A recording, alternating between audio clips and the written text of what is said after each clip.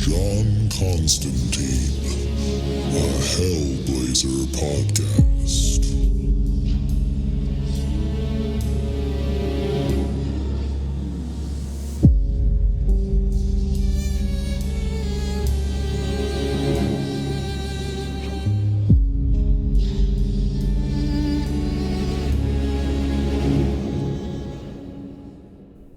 Hey there, everybody, and welcome back. Before we get into the episode, just want to let you know that this is the free version of the podcast, and all that means is that we are way behind where I'm at in Patreon. So if you are loving this podcast and you need more John Constantine in your life, definitely go check us out at patreon.com/planes, trains, and comic books and sign up for the Hellblazer tier, where you'll get access to the entire Hellblazer library that I've recorded so far.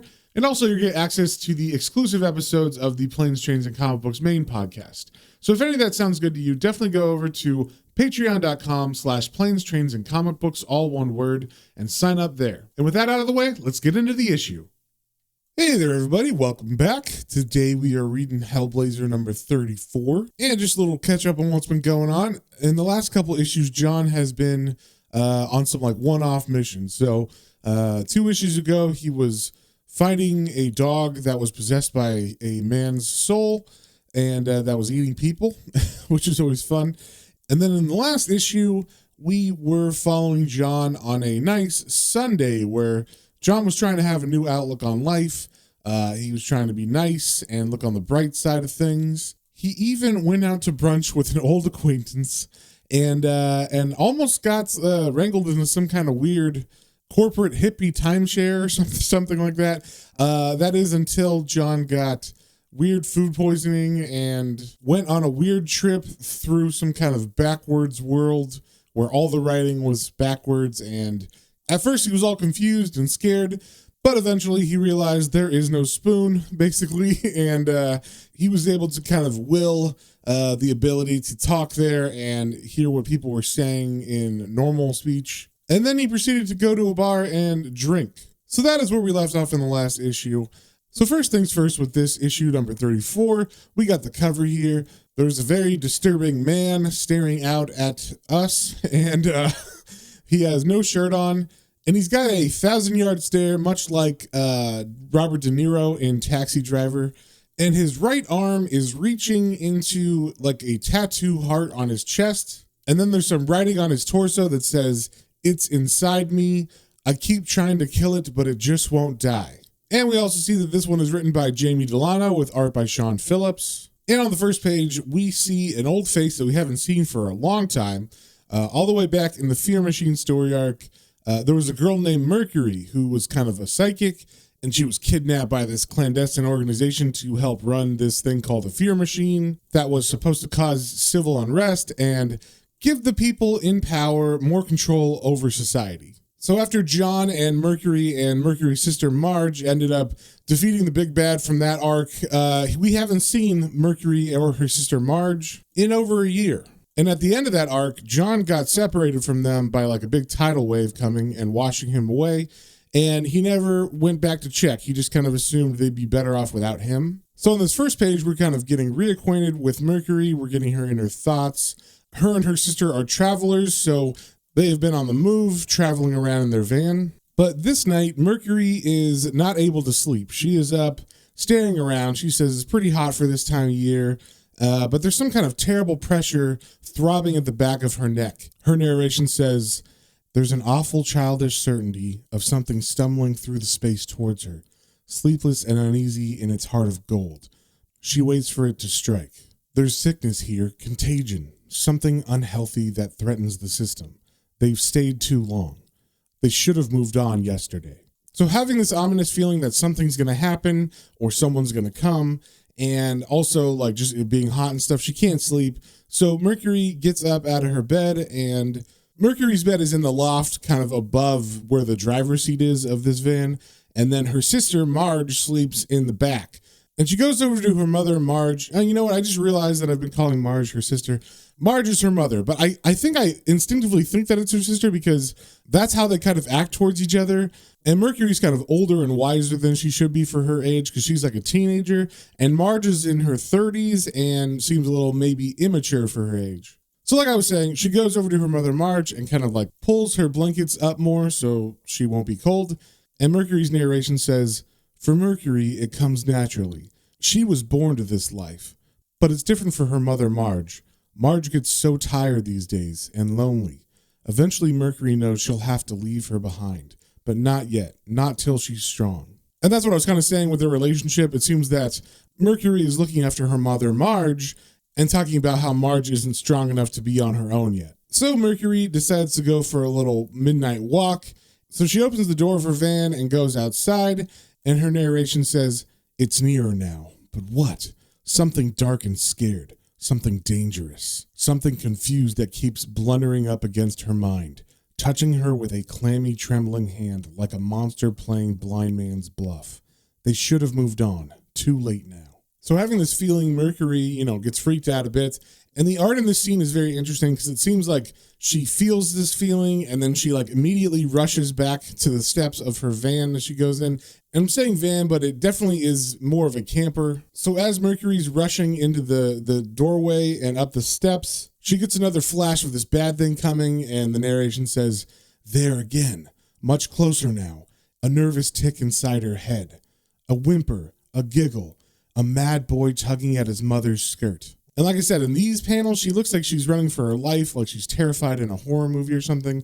And once she gets inside that camper, she slams the door and locks it and then wakes up her mother. And right as she does that, someone begins banging on the door. And Marge immediately thinks that it is the police because in the past we've seen police harass them and other traveler friends of theirs. But Mercury says, "No, not them, it's something." And then both of the women grab a weapon of some kind. I believe Marge has a knife and Mercury has a rolling pin. And the banging continues and Marge yells, "Go away, we're in bed." But then a familiar voice says, "Marge, open up, it's me." And Marge's face changes from worry to happiness as she recognizes that it is John Constantine at the door. But Mercury's tone doesn't change. She actually tells her mom to not open the door, but Marge can't help herself. She opens it and we see a very slovenly John Constantine who is apparently drunk and on a bender. And Marge says, "But Mercury, it's all right. It's just John." And then John says, "Course it's me. Who are you expecting?" And we see the name of this issue is called The Boogyman. And immediately Marge runs out and gives John a big hug. She is very happy to see John. But it's a different story from Mercury. As Marge gives John a big hug, John actually begins to throw up, I think, or just has like a coughing fit in general. And Mercury says, "Put him down, Marge. You don't know where he's been." And then John walks over to Mercury and he says, "Hello, my lovely. How about a big, nice welcome kiss for your old pal, John?" And Mercury is absolutely disgusted at this. And she says, "No, I don't think so." And she comments that he smells really bad. And I'm not sure if she's talking about like his aura or something, or like his psychic energy. Because he definitely looks like he smells bad physically, but she is reacting in a way that seems more than just a smell that's bad. So Marge kind of chastises Mercury for being so mean to John. She says that like we've helped out people who are on benders and wasted before. So, John's our friend. We should definitely help him out. And Marge says, "He's obviously in trouble and we're his friends." And Mercury kind of grabs her shoulders and tells Marge, "Oh, Marge, can't you feel it? He's poisoned himself." And then she goes over to John, who's slumped down to the ground and is leaning against their camper. And she grabs the lapels of his jacket and she says, "What was it, John? What did you do? Don't hide it from me. Something about fathers and a gun. You bastard, let me see." And John just looks down at the ground and says, "No, I'm sorry, I can't." And Mercury stands up and just looks at him with contempt and says, "Coward." And then John stands up and begins to throw up again. And Marge is kind of confused. She's just like, "John, Mercury?" And Mercury, once again looking at John with contempt, is like, "Let him go, Marge." And Marge says, "Please, Mercury, don't do this. You know how I feel about him." And once again, Mercury's kind of being like the mom and grabs her shoulders and says, "He's dangerous, Marge. There's something black and furious eating at him. You're too vulnerable. He's not good for you." And then Marge, acting definitely like a kid here, kind of suggests that the reason why Mercury is trying to push Marge away from John is because Mercury wants John all to herself. And so she says, "But is he for you, huh? You little cow. You're just jealous because someone comes to me for comfort instead of coming to the all-seeing, all-wise Saint Bloody Mercury. Don't you understand, child? I just need someone to be close to. And Mercury fires back, to screw you mean? Marge, he doesn't want to be close to anyone. He doesn't want comfort. He just wants someone to hurt. And Marge replies, listen, Mercury, I'm not a little girl. I've been around the block once or twice. This is still my home as well, and I'll do what I like with who I like in it. And to this, Mercury grabs a set of her blankets and then says to Marge, okay, mother, but don't ask me to watch, as she leaves, presumably to go sleep outside. And the whole time they've been arguing, they've been yelling this stuff. So John, who's been throwing up and then just standing outside smoking, is hearing all of this.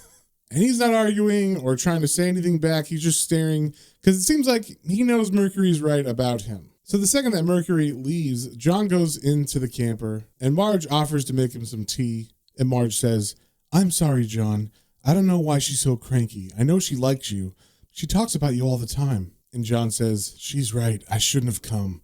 I'm a plague ship, Marge.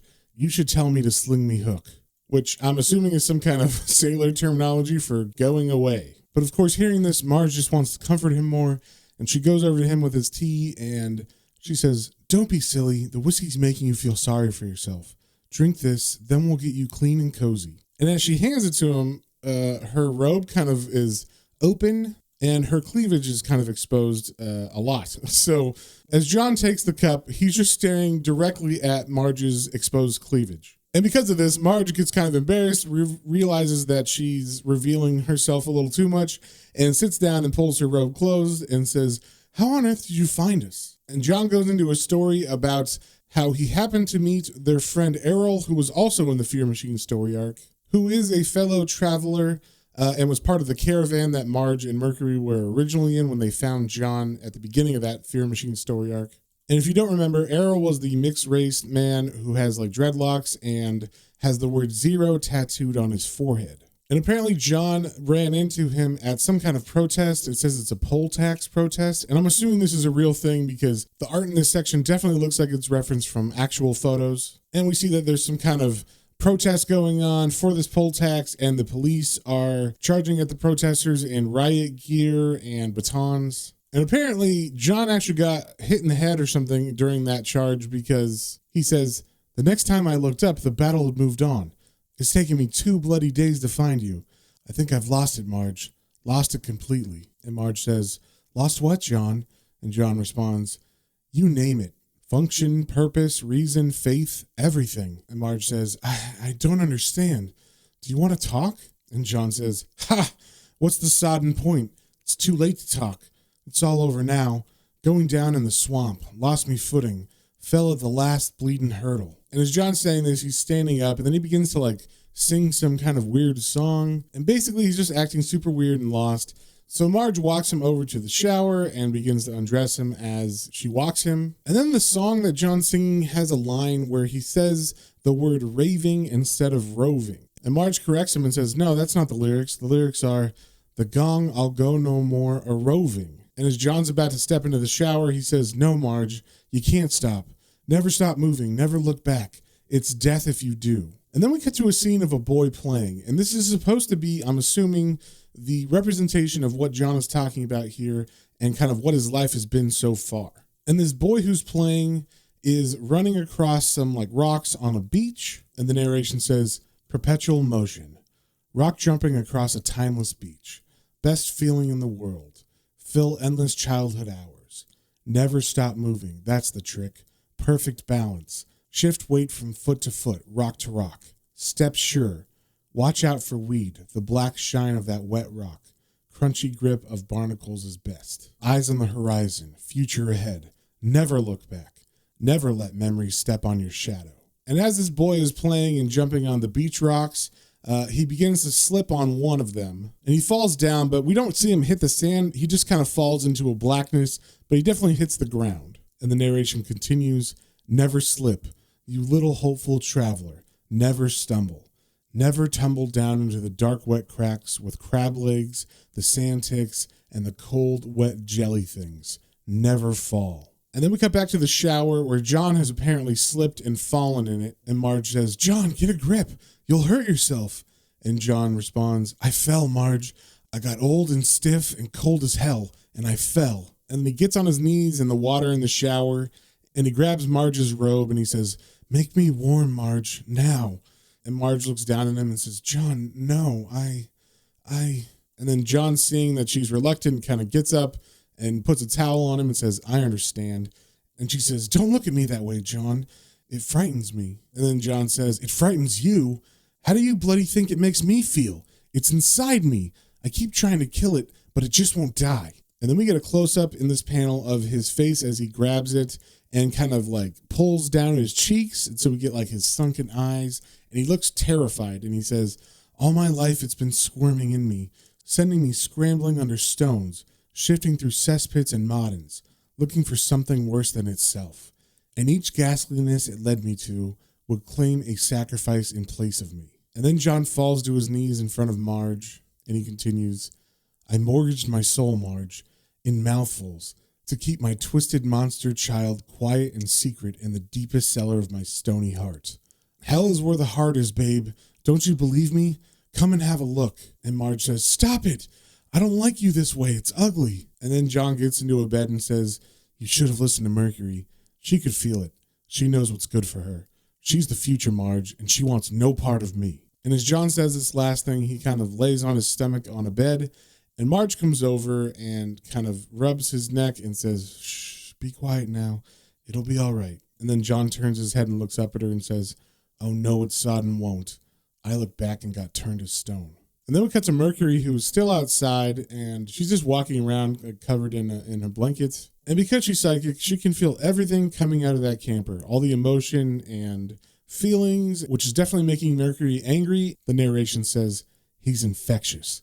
There's so much bitterness and anger in him, it turns Mercury's stomach. How can Marge stand him near her? He's like lightning looking for a tree, a knife seeking a wound, an old man looking for his death. There's something there that she can't look at. He's supposed to be her friend. How could he have done this to himself?" She thought she could trust him to find the way, but John has let her down. Why? Why are they all so scared, so bogged down in the swamp of their own tiny needs, so weak? It makes Mercury lonely. And then Mercury kind of walks to an alleyway and I guess gets some wood and lights a fire and builds like a little fire for herself because she was cold. And the narration in this section lets us know what happened to Marge and Mercury after the Fear Machine story arc. Because like I said, we were just kind of left hanging since we were following John and they all got separated. So it says, Mercury tries to understand how it must feel to be old, to have roots, but it's so obvious to her that everything has to change now. When Zed's dance had brought them all together to shift the balance of the sexes and undermine the Fear Machine, Mercury had thought that they'd got it made. Weakened by the flood, the old oppressive structures had begun to erode, to be swept back into the melting pot piece by piece. But John, Marge, and the other backsliders have got to let go of the old stuff that's dragging them down and fan the flames of hope. Sometimes they seem to be trying, but it's as if they're crippled, with one foot trapped in the grave of the past. Mercury wishes they could have stayed in Scotland with Zed, but Marge couldn't take that yet. The power of their triangle was too intense. It scorched her. They have to find more people to take the strain and give Marge a chance to get her balance right. They can't afford to do it without Marge. They can't afford to do it without anyone. Mercury wants to scream with the frustration of it. Doesn't John understand how important he is? How he could have left it all behind, surfed the wave of change? Instead, he'd skulked along the tide line, poking and pecking at the flotsam and jetsam, just like some scavenging black bird. He'd grubbed out a new hoard of dark treasure to gloat over. He'd woken it up again. He'd deliberately unbrushed the graveyard earth from its undead corpse and brought it here to Marge, to wave it in the face of her compassion. Why do they have to do that?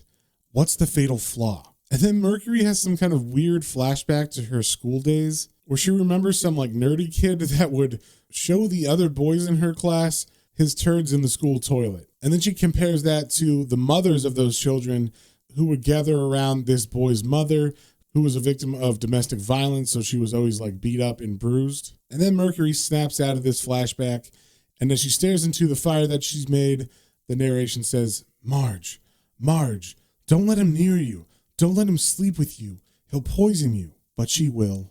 It's inevitable. Mercury can sense how he repels her, but she knows that By the weird chemistry of response, which she can never fully grasp, Marge will love him. She'll take this grubby, spiteful boy and fold him into her, suffering to wrap his emptiness in hers, futility trying to smother his childish fear with her soft motherhood. It's heartbreaking.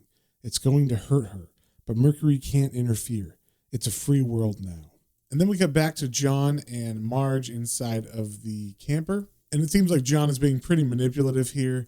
It seems that he's just trying to get Marge to pity him so that she'll sleep with him. Marge says, "Don't cry, John, it hurts me.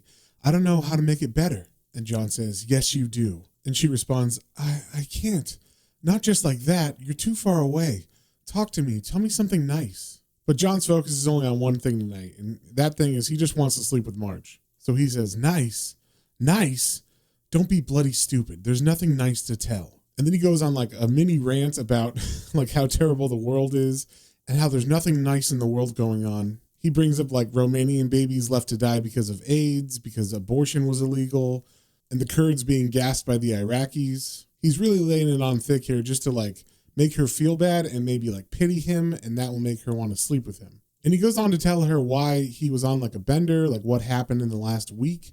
And apparently he was in Amsterdam. He says he was there to track down a new designer drug called death, and that he thought that might be just what he needed. And in his hunt to find this drug, it led him to like the local sex district where there's like prostitutes in the window, and he was looking at them, and he was just kind of disgusted by the whole scene.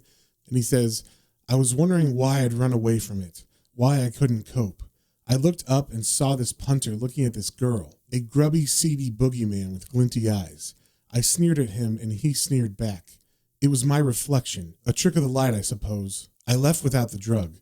By the time I got back, the wobble was a shockwave running through my life. In the middle of the riot, it all went silent, still and black. And I was falling backwards into hell." And while he was saying this, he kind of slipped back onto the ground and is looking up at Marge and kind of pleading her to get away from him.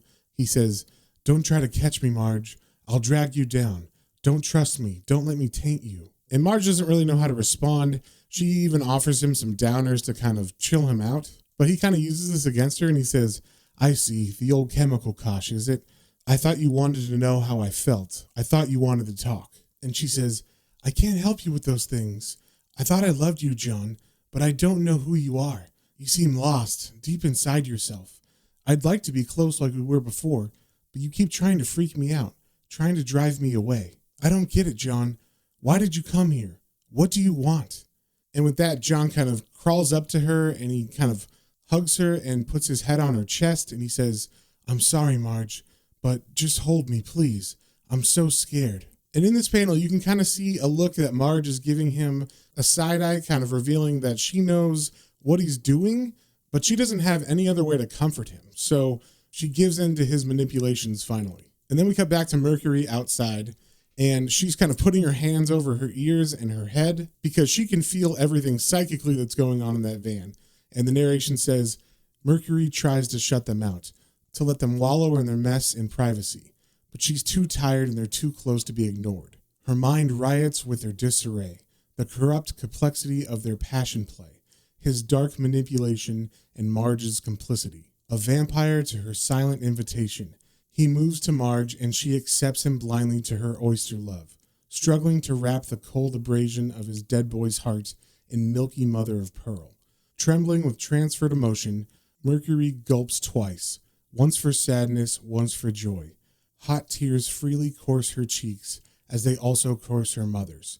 And then Mercury begins to spiral in this super messed up psychic swirl of emotion. And she feels something grab at her, and the narration says, too late and too exhausted to resist, Mercury knows that he has snared her too, pulled her mind into the drowning pool of his unconscious. And there's actually like a physical representation of this despair that she's been pulled into by John. And that manifestation is the younger version, the boy version of John himself. And this boy is pulling on her blanket, and the narration says, and now she cannot ignore the silent, angry, mad boy who tugs at her skirts in such desperate entreaty, imploring her with his leaden will to come and snare the guilty horror that haunts his glinting eyes. And then at the bottom of the page, we see the next issue is called Dead Boy's Heart. And that is the end of the issue. So with that, if you guys have any comments, questions, or suggestions, you can email me at planes, trains, and comic books, all one word, @gmail.com. And we will see you on the next one.